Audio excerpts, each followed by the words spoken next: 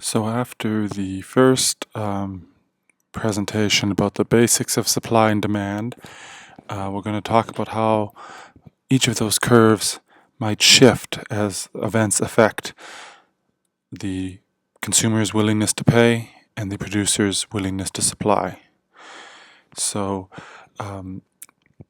when supply or demand shifts, a new market equilibrium will be established, and there's going to be an updated quantity and an updated price for whatever product it is that you are discussing.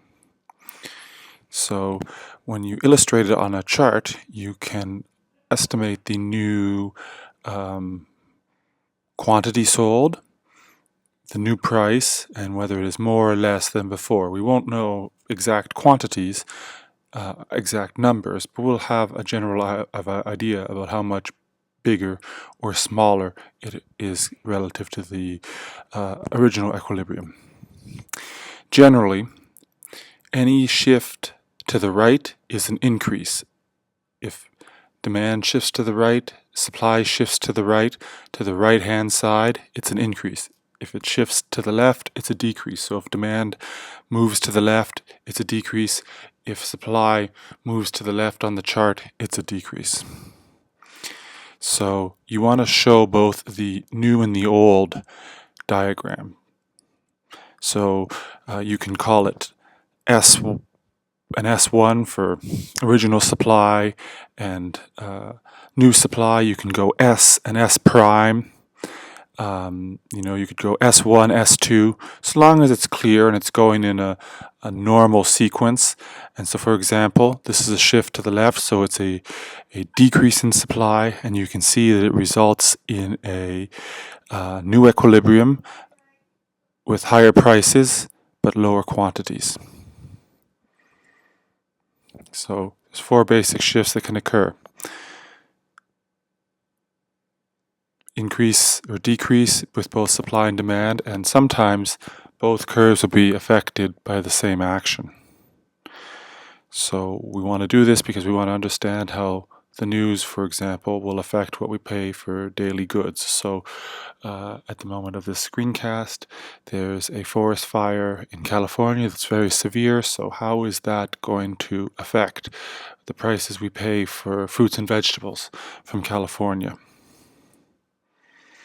So here's what a supply curve increase looks like. For example, due to a technological innovation, lower production costs, a positive change in the environment, such as a longer growing season,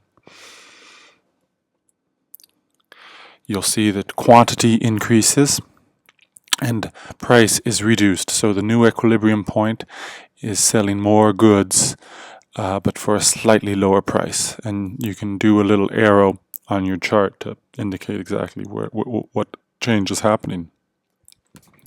How would it look if the supply curve decreased? Maybe the exchange rate, the Canadian dollar, lost value relative to the US dollar. There were higher costs for production factors, that is, the materials that go into the good. Perhaps bad weather limited the growing season. So we see here, it's a shift to the left, quantity is reduced, and that limited product is a higher price. So, for example, when the borders were closed during COVID-19, it was hard to get some things from overseas, and some personal protective equipment like N95 masks were not available. So fewer N95 masks were sold, and those that were sold were at a marked up price. So the demand curve might increase because people's taste change. They desire the product more. The price of a substitute might go up in price, so people switch, or people might earn more money. So here you can see it's a shift to the right, and as a result, more goods are consumed, and each consumer is paying more. When demand decreases, maybe someone loses their job, they're not making as much as they thought they would, a substitute good becomes more attractive, you'll see a shift to the left, the quantity decreases and the price decreases. So here are some case studies where you're given a problem and you want to pause this and go through the problem on your own and try to figure it out and mark up the supply and demand diagram the way you think it should be done.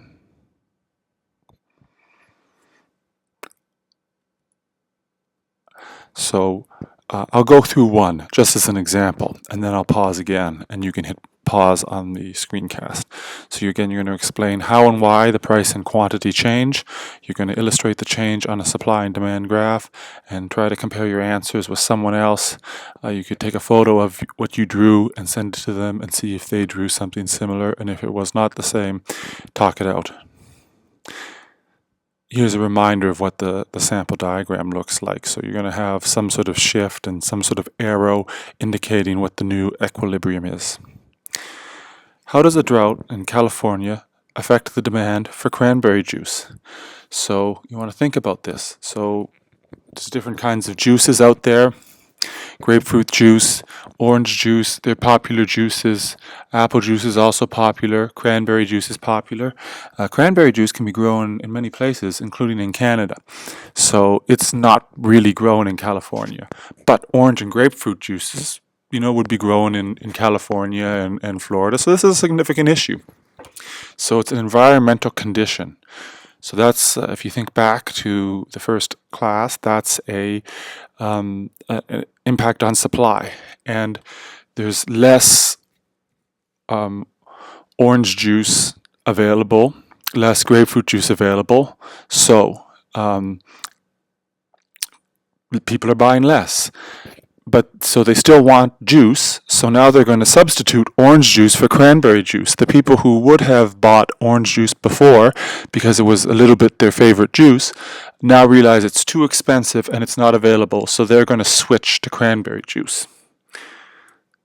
So here you see, this is a graph for cranberry juice, so there's an increase in demand for cranberry juice. The new curve is here.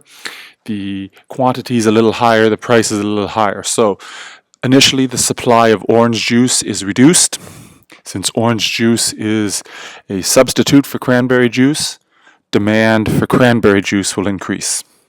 And your diagram should look like this with a little better labeling. How does an accountant shortage affect the price of tax services? Well, if there's not enough accountants, there are going to be fewer hours of accountants available, and those who are working will demand more. So that's going to be production, like, if you hire EY or PwC or Deloitte, you are hiring them, and one of their production factors is the cost of the accountants who work for them, who do all of the professional tax services. So this is a production factor. It's going to affect supply. And there you can see it's a reduction in supply, a shift to the left.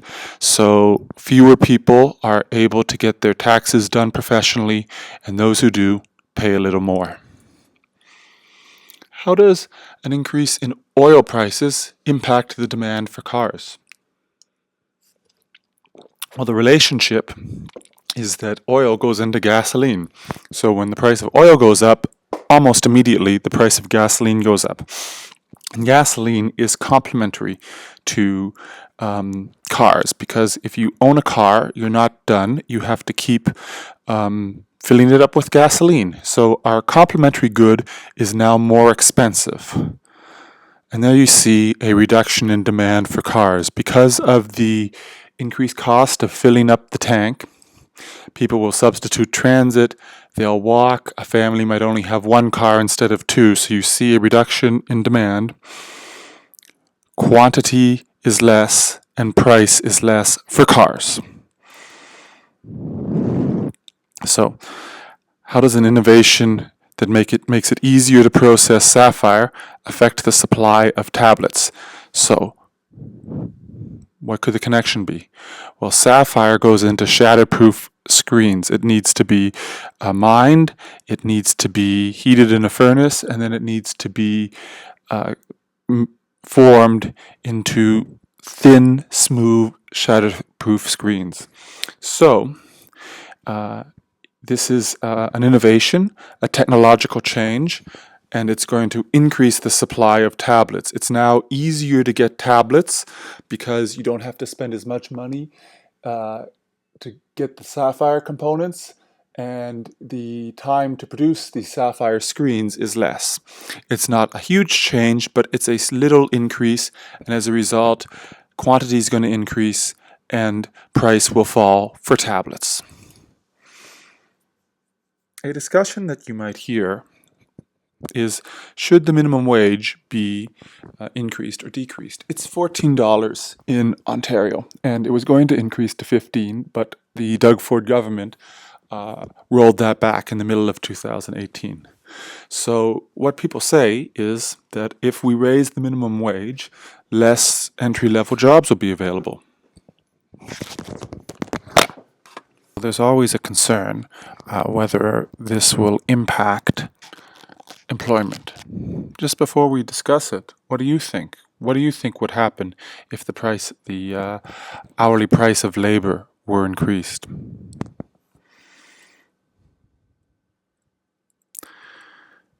Well, in California, this is discussed quite often because cities such as San Francisco, Los Angeles are very, very expensive, and people are worried about whether the minimum wage for someone in the service sector is is high enough for the cost of living. So they suggest that this is the demand for low-wage workers, that if the minimum wage in the state is $21, about 3 million workers are needed. If it was lowered to $8 an hour, about 8 million low-wage workers would be needed. And that's based on surveys, and that's sort of based on estimates, what the demand curve is. So what they would say is, if someone's debating whether or not to raise the minimum wage to $15 or to $20, that it's going to affect millions of jobs. But what really happens? Well, here is in Ontario the minimum wage and the youth employment rate. And you might have noticed that there's not many of your peers are working as much as they used to. And as the minimum wage was increasing, from 2000 to 2015, the youth employment rate went down. Was this due to the minimum wage and just people, instead of having an extra youth, they just decided to divide those duties among other people, or just decided not to bother? Or was there other factors? It's hard to say. Let's look from one year to another. So in 2018, actually the minimum wage increased by 10%. So,